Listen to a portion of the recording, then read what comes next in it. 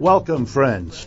This is Economic Update, a weekly analysis of major economic events and trends, the forces, national and global, shaping our jobs, incomes, taxes, debts, the economic dimensions of our lives.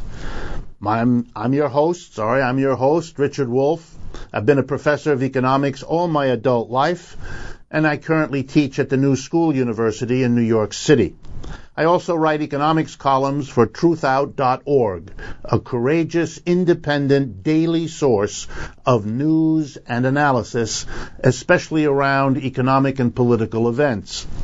I urge you to take a look at their website, truthout.org. If you're interested in the kinds of analysis and the materials we report on and we interview about on this program, please also consult our two websites where this material is gathered and elaborated in ways you may find interesting or useful. The first one is rdwolf.com, and the second one is democracyatwork.info. Also, if you would like to communicate to this program with suggestions, with questions, with comments, we read each and every one. Both of the websites I just mentioned and that I will mention again allow you to send us those kinds of emails, and we encourage you to do it. Once again, rdwolf.com and democracyatwork.info. Let's begin with updates today that I think will be of interest. The first one allows me to be, or at least to try to be, humorous. This one has to do with the G20, meetings that start on the 5th of September and continue for several days thereafter. You have been or will be reading about them. What is the G20? Well, the 20 biggest economies in the world got together. They began this in 1999. Together they account for over 80% of the world's production of goods and services and of world trade. So they are the big 20. But they didn't call them the B20. They call them the G20. And I'll leave that for you to figure out. I can't. They started in 1999, and their goal was laudable. I believe the idea first came from Canada, that the ministers of finance in each country should get together to help coordinate and plan the proper growth and development of the world economy. They did a really good job because 6 years or 7 years after they began, the world capitalist system collapsed, indicating that whatever it is they were doing, it didn't work. They recognized that too. So in 2008, in the face of the collapse of what they were supposed to avoid having happen, they jumped up the G20. So it is now not just an annual meeting of finance ministers, it is now the G20 summit. The actual leaders of the world, the presidents, the prime ministers, and so on, gather. And this year, in 2013, they're gathering in St. Petersburg, Russia, a city that not so long ago was called Leningrad. And there must be some irony about all of this, but I can't figure that out either. The big leaders have been getting together since 2008 because having the big leader, not just the finance minister, should do a better job. Unfortunately, the world economy doesn't seem to want to cooperate, so that we are now in the longest, worst economic downturn since the Great Depression, suggesting that G20 ministers and G20 political leaders can't do it. I think there are two lessons here. One, that big multinational corporations are beyond the reach of what governments can do, either singly or altogether. And secondly, political leaders, G20, seem to be much more interested in posturing for the publics back home than in doing very much, because if they were really trying, then this would be a sadder story than the one I'm already telling you. Let me turn next to another economic update for this session. And this has to do with one of our favorite topics, Walmart. The largest private employer here in the United States. With much fanfare, they recently announced that they were spending an additional $50 billion over the next 10 years on their Buy America program. That's right. They want to counter the idea that what you find in Walmart says made in China all the time. And they're going to show you that, no, they're committed here to the United States. So now let's take a look at what this means. If you take $50 billion over 10 years, that works out to $5 billion a year. $5 billion a year works out to 1.5% of what Walmart buys in the way of goods and services a year. So they're making a really big commitment of 1.5% of their normal spending. If that doesn't sound very big, good. You've understood. It isn't. But the story gets worse. Much of this spending will be on grocery goods, products, produce. Why? Because Walmart's big expansion here in the United States is into the supermarket business. That's right. Back in 1998, Walmart only accounted for 6% of supermarket sales in the United States. Last year, 25%. More than half of Walmart's revenue now comes from buying and selling produce and supermarket items. And guess what? That's where their Buy America is mostly going to be. Buying what used to be bought by other supermarkets, but now Walmart has taken over the business. So the growing purchases of Walmart in the produce and supermarket area is offset by the loss of purchases by the other companies losing business. Net effect on American jobs? Next to nothing. What's the story here? Well, it's not just that Walmart is telling us stories designed to make it look good without having it do any good. It's also that this has been repeated. In a recent issue of the Salon.com website, Stories, Stacy Mitchell documents how this has happened before with Walmart, claiming to do a lot for the American economy and then being exposed later as having done a whole lot less. Next update. I wanted to report to you on the exciting news from Great Britain. It turns out that the United Kingdom is about to sell the post office there. I kid you not. The Royal Mail Group that's in charge of the postal system and has been Britain's postal system for 360 years is being sold by the Cameron government. Why? Well, the answer here is crystal clear. Governments around the world, Britain is hardly alone, governments around the world do not want to raise taxes, particularly on corporations and the rich, who are powerful enough by the politicians they buy to make it very dangerous for any politician and any government to approach them with the idea of taxing. So what are governments to do? Well, they're cutting services, you all know that. But another thing the government can do is raise money in a way other than by taxing rich people and corporations. And one of the favorite approaches these days is to sell whatever it is the government still owns. So the British government is selling the post office. That's right. And when the government sells a big entity like the post office, who do you think it sells it to? Yeah, corporations and rich people. Who else can buy a post office? So now let's do the economics. Corporations and the rich avoid paying taxes, plunging the government into a disastrous situation. The government comes up with the idea of selling its property. In the British case, the post office. And it sells it to corporations and the rich. Here comes the punchline. The corporations and the rich use the money they might have had to pay in taxes if the politicians functioned democratically. They use the money they save in taxes to buy what the government is forced to sell by their refusal to pay taxes. You gotta love an arrangement like that.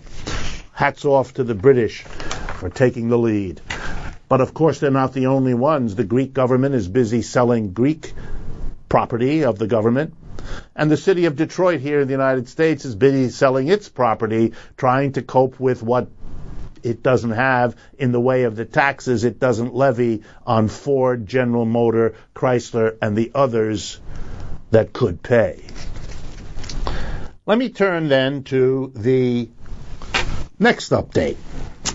This one is extraordinary and tells us more about what's happening in the United States than most of the little stories I bring to your attention each week.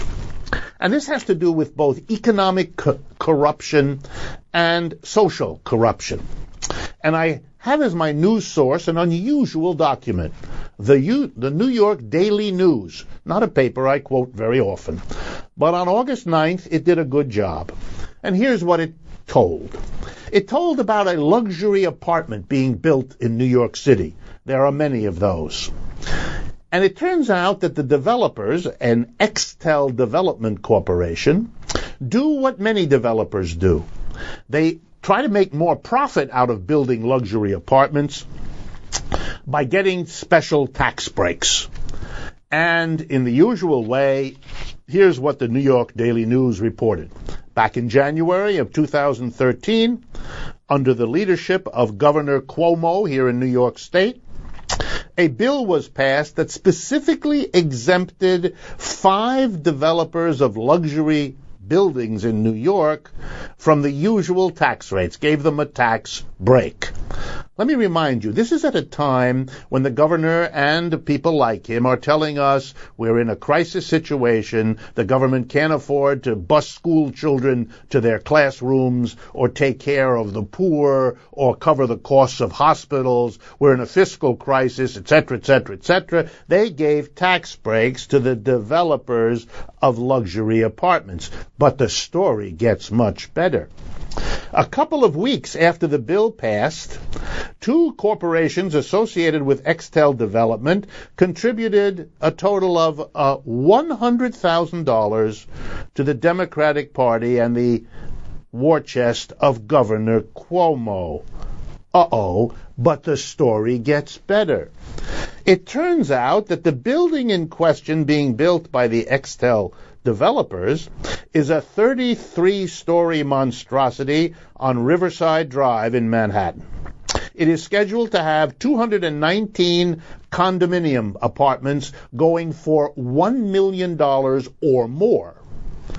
But in order to qualify for the tax cut of that bill that was passed, they also will have, in addition to their 219 multi-million-dollar condos, 55 apartments for affordable rents that start at $845 a month. That's right. They're going to allow poor people. And here comes the best part.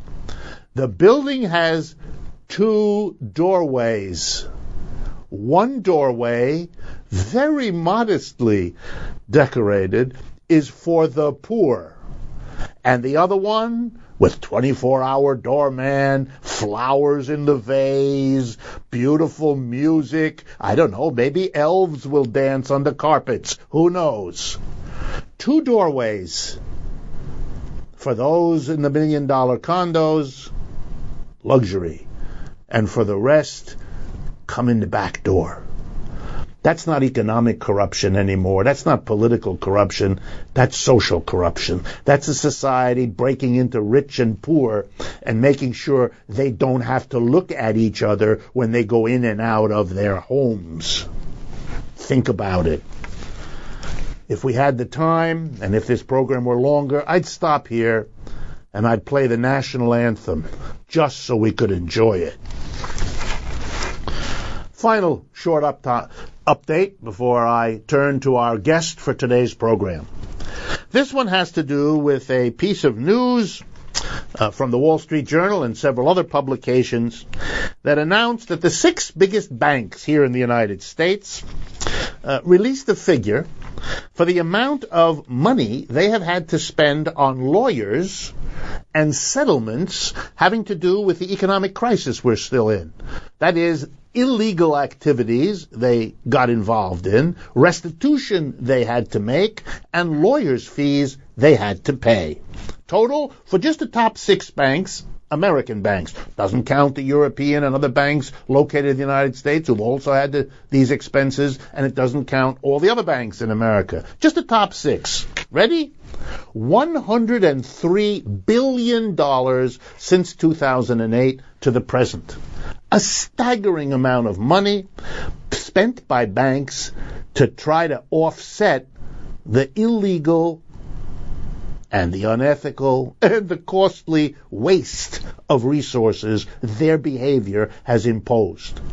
If I had more time, we'd talk about the rising fees bankers are charging to recoup that money. But I'd rather go in a different direction.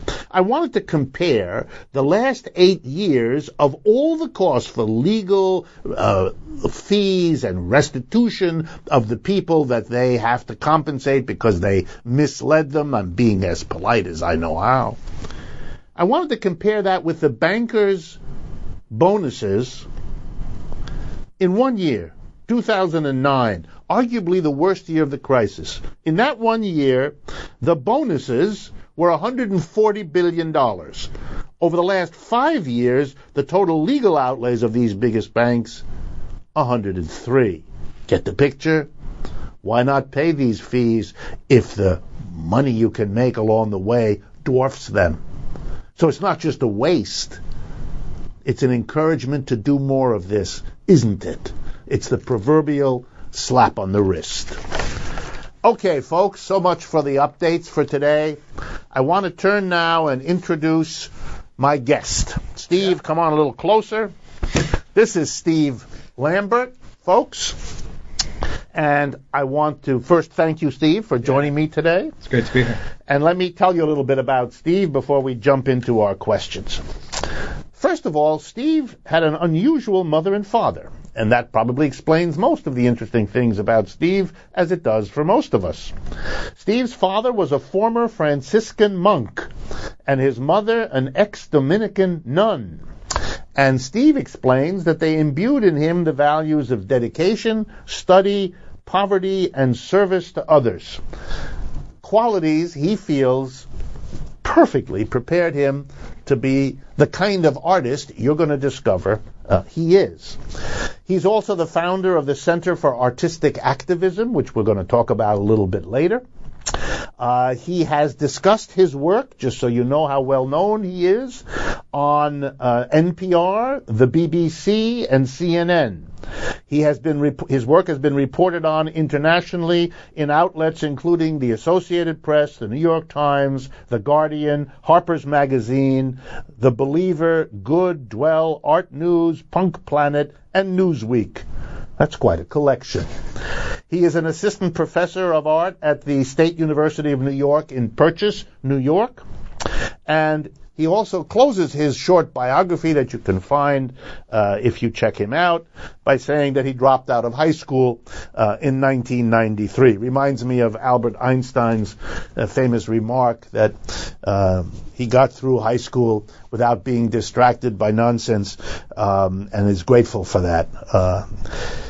Here's a couple of things about Steve before we jump in. First, a statement by him. For me, art is a bridge that connects uncommon, idealistic, or even radical ideas with everyday life. I carefully craft various conditions where I can discuss these ideas with people and have a mutually meaningful exchange. I want my art to be relevant to those outside the gallery, say at the nearest bus stop, to reach them in ways that are engaging and fun. Okay. Steve Lambert, artist.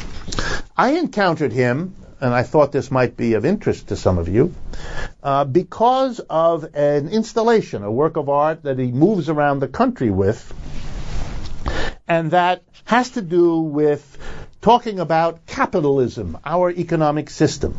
And he directly engages the viewers of his art installation by asking them whether they agree or not that capitalism works for them. I'm a professional economist, and here's what I was struck with. The profession of which I'm a part, economics, has been unable to have a discussion about capitalism. It has been afraid, cowardly would not be too strong a word, to undertake the kind of debate about the economic system we live in that is 50 years overdue. What are its strengths? What are its weaknesses? Does it work, in fact? And if so, how? Economists ought to be debating that all the time, especially at a time when this economic system has thrown tens, if not hundreds of millions of people out of work and is providing grief and suffering on a scale that is global and horrendous. Still no, the economists can't be bothered. So guess what? We need artists in our culture to bring to our attention, to open the debate that the social scientists in our society remain too cowardly to entertain, with a few exceptions. Steve, welcome to the program. Thanks. So let's begin by jumping right in, and let me ask you about what brought us together, which is a remarkable arts festival here in New York City that's been going on for some years. This year it's called Crossing the Line. Tell us a little bit about this festival and your particular role in it.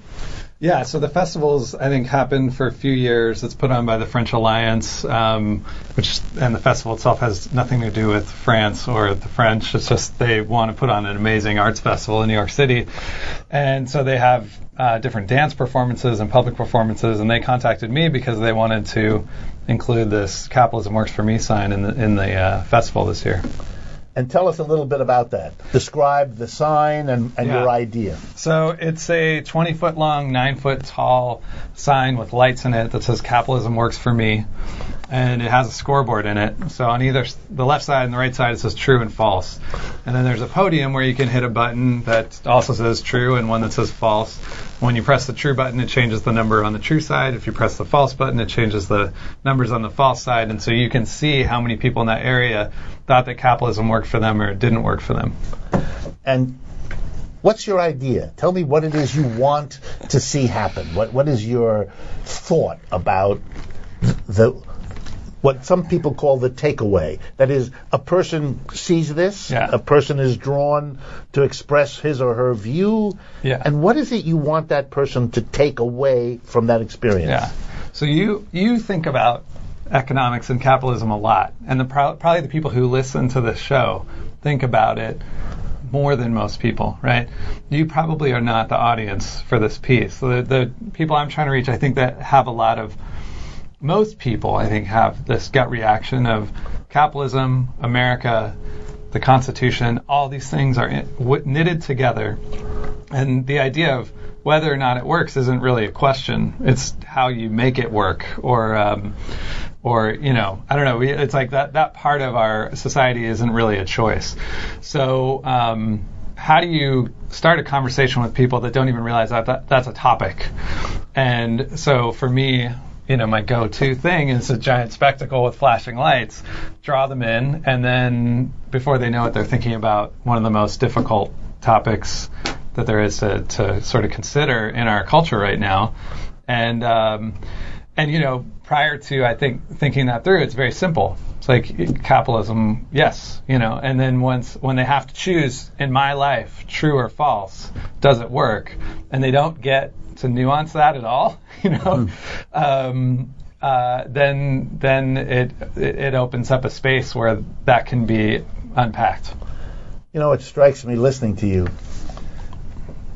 word for word, a really good organizer would say the same thing, that the job of an organizer is to begin to facilitate people's recognizing the issues that really shape their lives and thinking about them and being able to think critically about them. And the techniques of an organizer might not be expressed in the same words, but it's the same project or something very, very close to it. Okay, let me ask you the question that I've always, as a person on the left, always wondered about. Do you consider your art politically or socially engaged? I mean, it may seem an obvious question, but I want to hear you talk a bit about your art and your view of how it's connected to the social and political issues of your time. Yeah, this is like a loaded question, because in the art world, or there are many art worlds, but that's how you're pigeonholed. If like you're a political artist, sometimes it can be good. Most of the times it's not good. Yeah. When they say, oh, this person, is socially engaged, it's there's some negative associations. I don't like to think of it that way. Like I didn't set out to say I'm going to be a political artist. I think I just had certain values, and there was a time when I realized, oh, I can do whatever I want. Like as an artist, I can make whatever I want. I can, and it doesn't have to be like the art that I saw before, So I understand the history of painting, and I can talk about it, and I can defend it, and I can tell you why certain paintings are really important and what they're doing. But for me to try to make that work would feel really disingenuous. So there's things in my life that are really important, like the biggest issue I think facing our culture, which is how this economic system is affecting everyone, and that we can imagine new ways that the world can work, and that imagination is being stifled, right? So it's not. I think it comes naturally out of being a citizen or something, or just being a person that's engaged in the world. And when you feel like you can affect it, why not? Okay, very good. If I could just make a comment, I've always been offended by the notion that there ought to be some pejorative, some negative association by political or engaged art. If the point is to say that there are works of engaged in political art that aren't very good, I don't dispute that. Sure. But that's not interesting, because it's true about any kind of art. Any genre you pick will have bad work, or mechanical work, or trivial work, or unsophisticated. I mean, whatever words you want. Yeah. So, but it's not a peculiar quality. The not a peculiar quality of political. It's a way to put that kind of art down. It's a way to push it out of the picture. And it's harder to sell, which is another way of killing it off. Yeah, and so there's a lot of value that's put on artwork that makes it in the marketplace. Right. It gets a certain amount of attention. Tell me a little bit about that. Is that, as a person who works in the art world, who teaches art, who's caught up in it, to what extent is the market an arbiter of what becomes, quote unquote, artistically valued? Yeah, well, there's a lot of ways, and we could talk about this for the rest of the show. But one way is that if something makes its way into a collection, the way that the art world works now is, you'll go to museums sometimes and they say, we're going to show the so-and-so collection, the Wolff collection, right? And this is all the work that you... Very small room would be... supposedly incredibly wealthy person, that had this eye and chose the right people at the right time and put together a collection of work that reflected their interests, right? Put crudely, the only thing that makes this person qualified is their ability to write checks. Like they're a wealthy person that bought all this stuff and put it together, and then someone said, "Oh, you have a nice, interesting collection." But there's all these political things that happen behind the scenes, which is they'll loan the work to the museum at 49% loan, so they still technically own it, but they get to write off the 49% part of it. The museum doesn't have to do any curatorial work. They make that board member happy. Usually that board member donates a bunch of money to have that show happen. That's really just a big ego stroke. Anyway, that's one way, and there's a lot. Just the way that if something sells big at an auction or a show sells out, everyone kind of makes note of that without realizing that doesn't mean that the work is good or not. It just means someone paid for it. Right. And given who the rich folks are who collect and who do all this, it's reasonable to assume that their interest in politically critical work is not going to be at the forefront of their choice of what to buy. People would surprise you sometimes. I've been surprised at people that buy my work and they're sort of political. Like they might have a lot of money and still have really great politics and understand that it's complicated and that they shouldn't. Right. And in fact, when I'm showing this piece at the Crossing the Line Festival, there are going to be millionaires that are going to come and talk to people about economics. We worked with United for a Fair Economy, and they're bringing members of Responsible Wealth, which are people who are in the top 5% income bracket in the U.S. and think that that's against their best interest, that the economic system is against their best interest. So they're going to come and talk to people. So anyway, you always have these exceptions. But I actually was talking to a gallery last night, and he said something to me, which, if I remember right, was your work would be bought by a very particular type of person. Yes. Yeah, exactly. And I'm not sure how deep that euphemism goes, but. Well, before we take our mid-interview break, your story reminds me of the very famous trio of Mexican muralists, Diego Rivera, Orozco, and Siqueiros, the three great muralists of Mexico, all of whose work, or much of whose work, was purchased by the Rockefeller family and others, so that even though in their murals they displayed workers carrying pitchforks and Trotsky and Lenin and celebrating revolution against the evil capitalists, they had understood that these were great works of art and purchased them anyway and put them in their buildings and in their homes. So yes, it's a complicated story. We're going to take our typical mid-program break now, folks. Please stay with us. We'll be back in a moment. Welcome back, folks. This is Economic Update. I'm Richard Wolff, your host, and I'm continuing our interview with artist Steve Lambert, whose work is on display as part of the Crossing the Line Artistic Festival running in the second half of September and into October in New York City. Steve, let's pick up just where you left off. Tell me about this Center for Artistic Activism that you helped form. What's the idea? What's the project that engages the artists that are part of that? It's a nonprofit I started with Steve Duncombe, who's an NYU professor, and we started it a few years ago because both of us, he, more coming from sociology and as an activist, and me as an artist that was doing the kind of work I was doing, we were looking at this work that blended art and activism, and both kind of curious, like how do we know that it works? Like we have a feeling that it works. How do we test it, right? And so we started getting people together and interviewing them and having them teach each other, both as a way for them to help each other, but also for us to better understand this.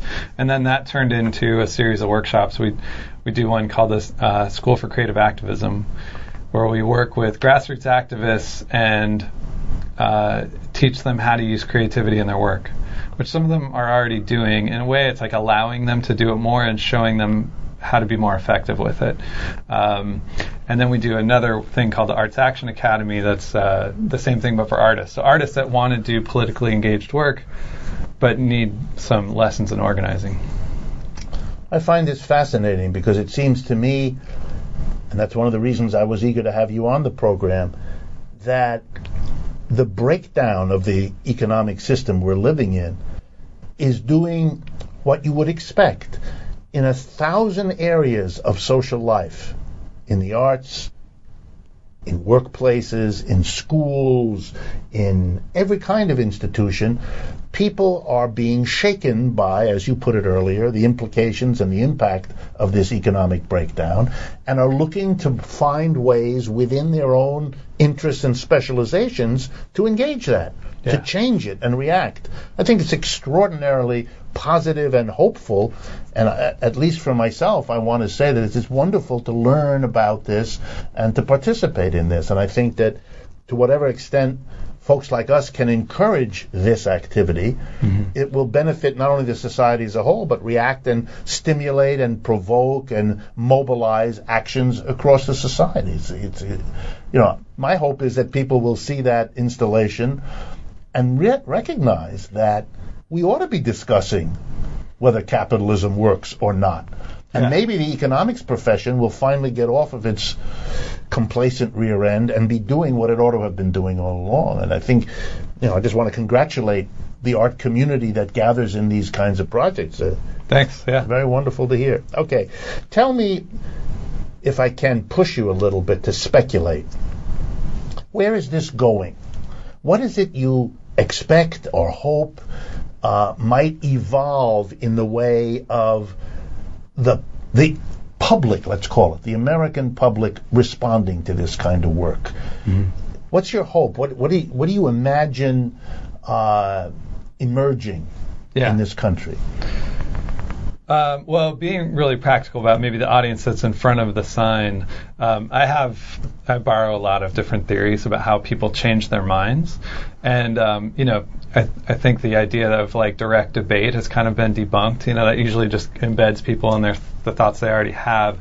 And when you can create a space where they can explore something else, catch them by surprise, like in a public center with this giant sign, there's an opportunity there for them to consider something that's outside of this sort of head-to-head debate, right? And so there's a lot of other steps that need to happen, and I think the mistake that a lot of artists or the sort of terrible political artists that we were mentioning before is that there's a myth, a really strong myth, that if I show you this incredibly powerful, image, that you will be transformed. You will see this piece and go from being someone who had no idea that this was happening to completely engaged, that you'll see the horror or something and then be motivated to act. Right. And that the process that people go through in changing is much slower. And so the sign is really, I set out to make a piece about capitalism that wouldn't turn people away. And it's a topic, like I've said many times, like walking up to someone and asking them to talk about capitalism is like saying, "Can I talk to you about Jesus?" And they're like, "Well, I don't have a lot of time right now. Who are you? Are you going to be asking me for a donation? Like, what organization are you with? How long is this going to take? So there's a lot of reasons people don't want to have that conversation. A lot of bad experiences maybe they've had in the past, and so the sign is meant to do that first step, get them considering, thinking about it, having a conversation. There's people that walk by and then come back. They didn't talk to me. They didn't even vote at the sign, but they say, "Oh, we were talking about this thing all during lunch." So then from there, other works, other things need to happen for them to move on it. But that first step is so critical with an issue like this. And do you think the American people are coming? What's your experience? I understand you've shown this in a number of cities for the last couple of years. Tell us a little bit about how that went. Okay, so when I started doing this was just over 2 years ago. So Occupy hadn't happened. And so the idea of talking about economics in public sphere was even more foreign. And then to see when Occupy started to happen, I was like, wait, now this makes my piece null and void, like we're starting the conversation. And but then I quickly realized that the people that I was engaging with weren't necessarily going to show up at an encampment and ask questions, So it's come a long way, even just in the last 2 years. For me to predict what will happen, I don't know, but there's a softening, there's like an openness to other ideas. There's also a hardening on it with certain people, like even more resistance and fear. Can you give us a couple of examples of cities where positive and negative, a little bit of a feeling for it? Well, every city has that. Cedar Rapids, which was where I was most recently in Iowa, I had some of the most vehement defenders of capitalism. All male, all white hair, all, just angry that I was even asking this question. And the irony is that Iowa gets the most, like billions of dollars every year in corn subsidies. Cedar Rapids itself has been bailed out because of flooding. And so there's a huge population there that had their homes bought by the government because they were destroyed, or I shouldn't say bought, reimbursed, Right. And the whole city is being revitalized through flood money. And they'll would stand there and say, capitalism works. Like you've got to work hard, you got to do these things. And so, and it was like, I don't argue with people. Right. I just try to talk to them and figure out where they're at and kind of soften and move, right? So if someone comes and says, capitalism is the only, there are no other systems. And I'll say, what about something better? And they're like, well, what's better? I'm like, I don't know. What do you think? And then sometimes that works. In Cedar Rapids, it made them angry. And an example where it went the other way? I had one guy in Boston missing a front tooth, explaining to me how capitalism worked for him. And I was like, there's more here, And so he was talking about how all the other economic systems had failed and that this one was the best because it did this and this. And as he went on and on, after a few minutes, he started to explain how it didn't really work for him. And you could just see he was thinking out loud. And then at the end, he's like, so I guess in the end, it doesn't really work for me. So he completely shifted in about a 2-minute span. And do people react to you personally as the artist in these conversations? Sometimes. I think they're just surprised that I'm there. They're like, you did that, and as if I was some kind of minor celebrity or something, which is nice because then they're more respectful. They're like, I can catch them off guard and get them thinking more, or ask them a question that maybe they wouldn't be responsive to if I just, again, walked up to them on the street. But yeah, I try to make a game of it, and I have some experience with comedy and stuff, so that helps being able to keep them thinking instead of it turning into an argument. How about your students in your classes? Would you say that students that are interested in taking a course in art are open to politically engaged art these days, more or less than in the past? How does that strike you in terms of your own experience? There's always some that are great. The thing that happens when you're learning art is that it'd be like learning how to read and write, right? But you're learning like a visual language or, audio visual or something. And so in the beginning, they're learning words, individual words. How do I draw realistically? How do I draw not realistically? How do I use the equipment and the tools? And then they start to put sentences together. A lot of them stop there. They don't realize they now have a language that they can communicate to people with. And if they do, a lot of times are scared by that. What do I have to say? What am I going to tell people? And they kind of back away. And so what I try to do is, help them figure out what's important to them, what they want to communicate, and then also be engaged in the world and find things to respond to, and then incorporate that in their work. Last question we have time for, and the hardest one maybe. And you touched on it earlier, but I would like you to talk a little bit more for our audience. How do you account for your own trajectory? How did you end up becoming someone who does socially engaged, politically activist art in a society where most artists don't follow that path, don't arrive at that situation? Why you? And maybe it goes back to the biography in which you begin with your mother and father, which is, as any good Freudian knows, the right place to start. But how do you, in any case, how do you account for it? How do you explain your trajectory as an American artist to this point? Well, in hindsight, I can go back and, say, I don't think my parents are grooming me to become what I became. Clearly. And, I can look at my brother and sister. They didn't turn into, they're not artists. My brother's a mechanic. So it wasn't that. And I can look at other different events that happen. And, of course, they're all together. But it's kind of like how anybody becomes who they are as an adult. There's not like a set of college courses you can take to become you, Yeah, there's courses that would help, but then there's a gap between your education or your background and who you are. And you thank God, because, that's where all the interesting stuff happens. So I think about that question and how to create a path where it's okay for someone to do this. Because in the arts, a lot of times people don't realize that this is possible or think it's untenable. So I can give them the first part, lead some of the way, but the rest of it they have to do themselves. And, it's similar to what the sign does, which is like create a space where that's okay. Create a space where that conversation is all right, or being that, or saying those things, or realizing when you have a voice, you can use it, that's okay. Good. Thank you very much, Steve. It's been a great pleasure, and thank you very much for coming.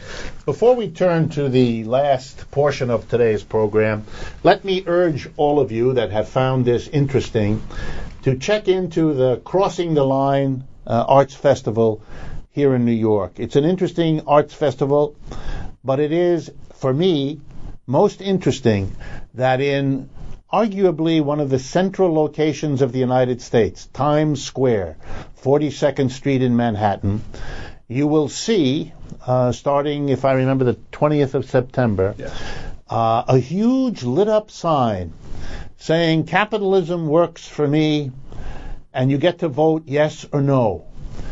Something is happening in a country that realizes it needs to look at a sign like that, it needs to think about it, it needs to express an opinion that reflects its own answer based on life to that all-important question, now that it is once again possible to ask it in a public way, in a public place. If Steve's comments have been of interest, I hope he won't mind my mentioning his website, really, simple to remember, visitsteve.com. But also Crossing the Line and so forth will allow you to pursue any interest you have in this remarkable kind of artistic work blossoming here in the United States. In the time that remains, let me do as I always do at this part of the program, which has to do with responding to your comments, questions, the emails that you send in, again, to rdwolf.com or to democracyatwork.info, our two websites. We were discussing last time, and it's taken a while, and I wanted to stretch it out over a few programs. What is capitalism? Well, couldn't be more appropriate to what we've just been discussing with Steve. And in the last two parts of this discussion, we focused on the following, that it really won't do to think of capitalism as private enterprise and say socialism as public, because as we showed last week, the things we think of as capitalist societies have lots of public enterprise, and the things we think of as socialist societies have lots of private enterprises, and we gave plenty of examples last week of both. And likewise, we found the distinction between capitalism and socialism based on capitalism being where markets work and socialism being where national planning works is equally inadequate, because lots of planning goes on in so-called capitalist societies, and lots of markets have always existed in every known socialist society, so that it really doesn't work. Well, with that behind us, we're left with the question, how might we distinguish? How ought we to distinguish capitalism from its alternatives, and particularly the alternative of socialism? And I think the answer is the following. It's how you organize the actual enterprise, the place where the goods and services we all depend on are produced. How do you do that? How do you organize the activity? It's not a minor matter. Most adults spend most of their lives at work, in the enterprise, whatever it is, public or private, mediated by markets or by planning. We go to work, typically Monday through Friday, 9 to 5, more or less. That's what we do. And we spend much of the rest of our lives either preparing for the work experience or recuperating from it in the afternoon or the evening in front of the TV with a beer, or however we do it. So the organization of enterprise is no minor matter. It's where we spend our lives. How does the capitalist system organize enterprises? It has an owner. In a typical modern capitalist corporation, the owners, the major owners, are the major shareholders, the handful of people who own the big blocks of shares. They select the leaders of the corporation. We call them boards of directors. They're selected by the major shareholders. And together, the major shareholders and the board of directors they select, they make all the key decisions. What to produce, how to produce, where to produce, and what to do with the profits generated by the production of whatever they make, good or a service. That's the capitalist way. The socialist way is different. If we at least pay attention to Marx's work, and he remains the major theorist here, his idea, developed by others since, goes this way. No, the enterprise is going to be organized differently. We're going to democratize the enterprise. All the people who work in an enterprise are going to democratically together decide what to produce, how to produce, where to produce, and what to do with the profits that, after all of them helped to produce.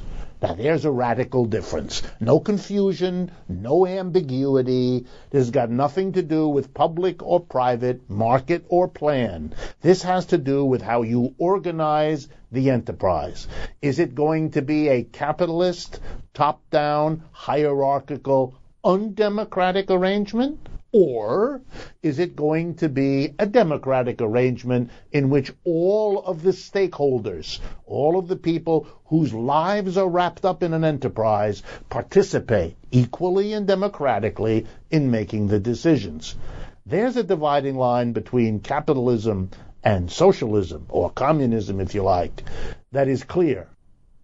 And that lays down a kind of gauntlet to people who want to think systematically about system differences, having realized that the conventional way, public versus private, market versus plan, doesn't cut it.